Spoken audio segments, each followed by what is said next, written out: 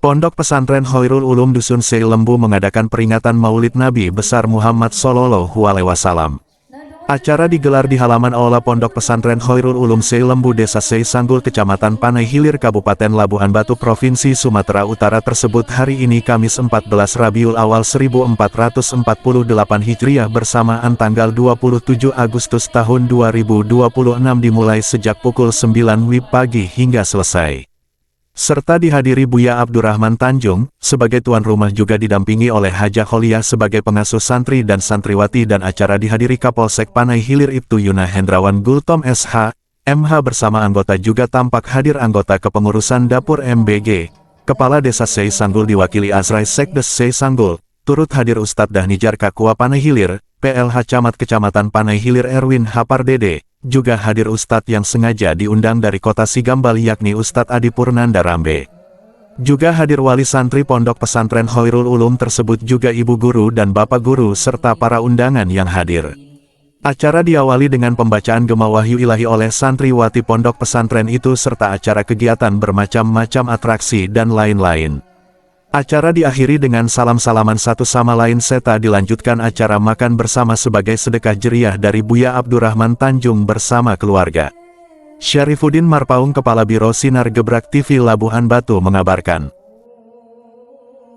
Assalamualaikum warahmatullahi wabarakatuh.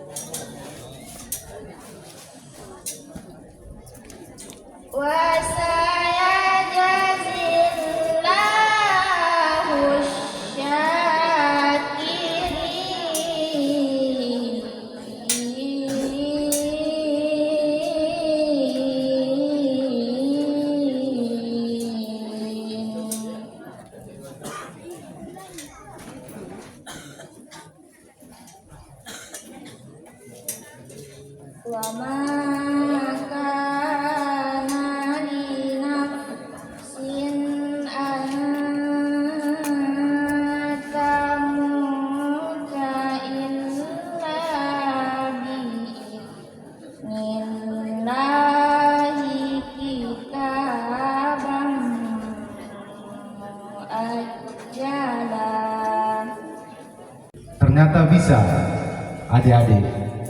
Ternyata bisa. Terima kasih juga kepada pondok pesantren yang telah mendidik adik-adik semua, dan juga support atau dukungan dari orang tua kami, sehingga adik-adik tadi bisa tampil, bisa berani, dan kiranya kedepannya lebih bagus lagi. Mungkin itu harapan kami, dan juga kepada orang tua, wali murid. Marilah seperti yang dibilang Buya Abu Rahman tadi, marilah bersama-sama mendukung apa yang telah diajarkan di pondok pesantren ini. Wabillahi taufiq wal hidayah. Assalamualaikum warahmatullahi wabarakatuh. Itul a'mala. Catat baik-baik ini buku yang dirahmati oleh Allah Subhanahu wa taala. Ada 6 perkara yang membuat amal-amal kita menjadi rusak. Apa yang 6 perkara tersebut? Yang pertama, di dalam kitab Nasaihul Ibad dijelaskan adalah al-istighalu bi uyubil khalqi, sibuk dengan kekurangan orang lain. Makanya saya bilang manusia, terkhususnya oma-oma seperti CCTV, bahkan lebih tajam daripada kamera. Belum tahu dia apa besok, sudah tahu dia kabarnya. Dicatatnya kian, besok bagikan nikah, siap kasihkah, siap kasihkah. Kalau kekurangan orang oma sangat tak diajari. Pandai dia mencari kekurangan, mulai dari angka 0-nya sampai angka 10-nya, tahu dia menit detiknya, tahu dia kesalahan orang. Tapi ditanya kesalahannya, ayam mah tidak sadar dia. Buktinya macam mana lah, Bu? Kalau ibu membantah dengan suami ibu, apa yang sering terjadi? Ungkit kan? Hah? Ikan tak barang ibu kemudian apa tulen sebenarnya? Ikan kalau mau kalau sudah kona bagi kemudiannya. Tapi kalau kalian bilang yang iya Pak topat dari ustaz. Iya, kalau perempuan, makanya kalau perempuan tidak pernah mereka memikirkan sakit hatinya seorang suami. Yang tahu sakit hati lain lah, muka-mukanya. Nampak jika maling-maling ayam mak kalau di rumah, iblis saya tak berani menggodanya. Iya, bukan tak berani iblis menggodanya. Begitu bantah datang iblis bilang, aku yang nanti ikut kita sama nggak ikut kita tetap pernah salahkan kita ini dan. Karena apa?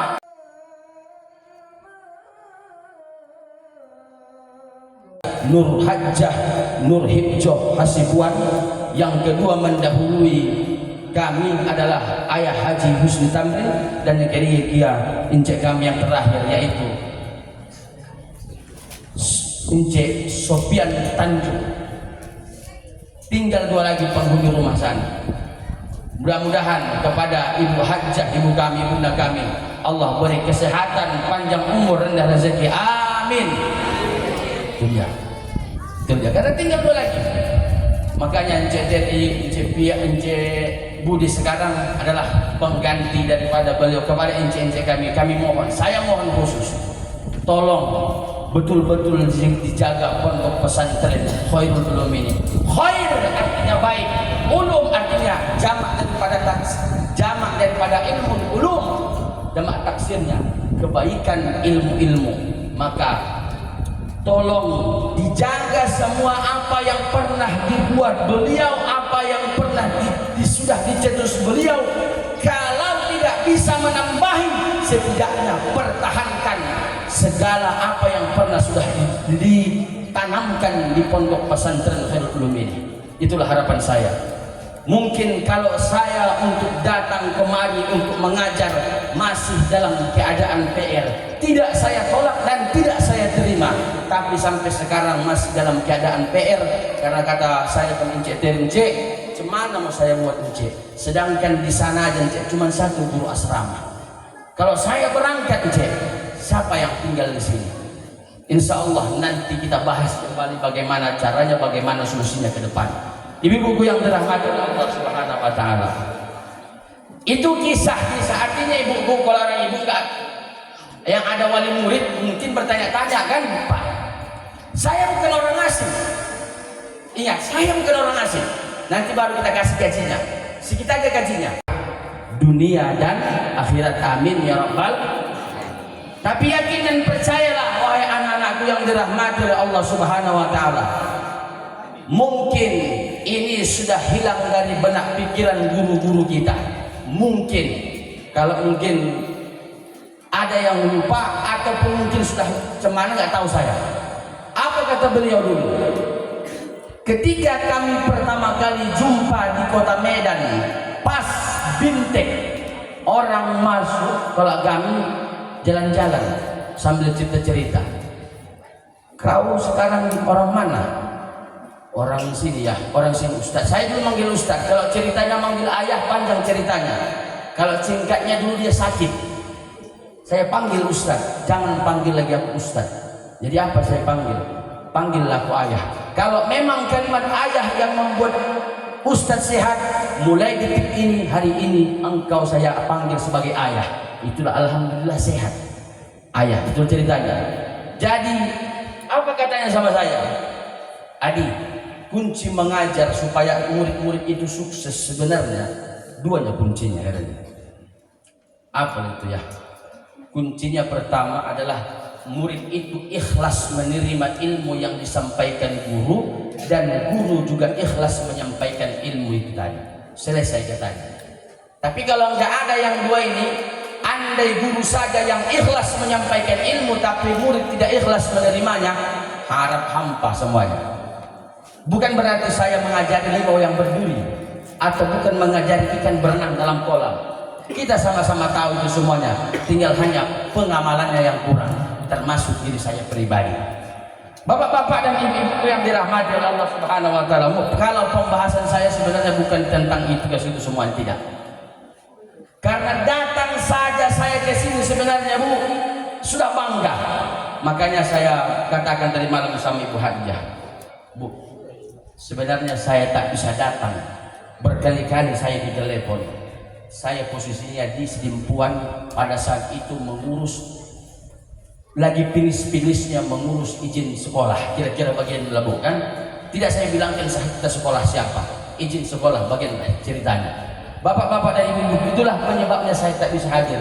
Dan itulah penyebabnya memang saya segan untuk datang di sini. Karena kenapa? Ayah saya Haji Husni Tamrin meninggal dunia, saya tak hadir. Incek Pian meninggal dunia, saya tidak tahu. Begitu datang telepon, sudah 2, 3 yang tinggal di rumah gubuk yang sampai sekarang alhamdulillah begitu bentuknya, 5 penghuninya. 2 masih hidup dan berdiri saat ini. Yang pertama saya Adi Purnanda Rambe, yang kedua yaitu Ibu Hajjah Kholiah Nasution. Sedangkan 3 daripada isi rumah itu telah mendahului kami. Yang ada tadi dia jam 6 itu minum tua. Oh mabuk. Begitu jam 6 pagi minum tua, sebelum zuhur dah sadar. Dongarnya Ustaz Amal saya tetes tentang masuk tua kau. Sholat kau aja tak diterima Allah itu. Buat apa lah sholat? Nggak diterima Allah amal ibadahku. Terus ditunggunya 40 hari baru sembuh. Udah berapa sholat yang tinggal? Pemahaman itu maksudnya bagaimana? Tidak diterima Allah amal ibadahnya, artinya apa? Pahalanya ditunda oleh Allah Subhanahu wa taala. Sampai kapan? Setelah 40 hari. Ini pahalamu yang sholat selama 40 hari itu. Pak, cuman pada saat itu yang belum dikasih sama kita pahalanya. Itulah maknanya sebenarnya. Ibu-ibu yang dirahmati oleh Allah Subhanahu wa taala, itu dia. Hubbud dunya, cinta terhadap dunia. Makanya bapakku yang dirahmati oleh Allah Subhanahu wa taala, tadahkan tangan. Jangan hanya dititipkan ke pondok pesantren tapi tangan tak pernah menadahkan kepada Allah Subhanahu wa taala. Percuma itu. Kita berharap anak kita jadi sukses, tapi pertanyaannya kita sebagai orang tua, pernah nggak kita tadahkan tangan kita anak supaya sukses? Percuma. Hubbud dunya. Jangan karena cinta terhadap dunia lupa untuk mendoakan anak kita. Ingat ayah-ayahku yang dicintai oleh Allah dan ibu-ibuku. Tiganya kebahagiaan manusia. Yang pertama harta, keluarga, kemudian amal. Harta, keluarga itu akan tinggal tak kala kita sudah meninggal dunia. Yang setia menemani kita siapa? Amal. Pak, syukur-syukur anak yang Bapak tinggalkan tadi anak yang soleh. Syukur-syukur anak yang Bapak tinggalkan tadi mau mendoakan kita. Nah, kalau tak mau mendoakan kita, capek berjuanglah kita. Ibu-ibu dan bapak-bapak yang dirahmati Allah Subhanahu wa taala. Nomor berapa tadi, Bu? 3. Nomor 4. Wakilatul haya. Sedikit rasa malu.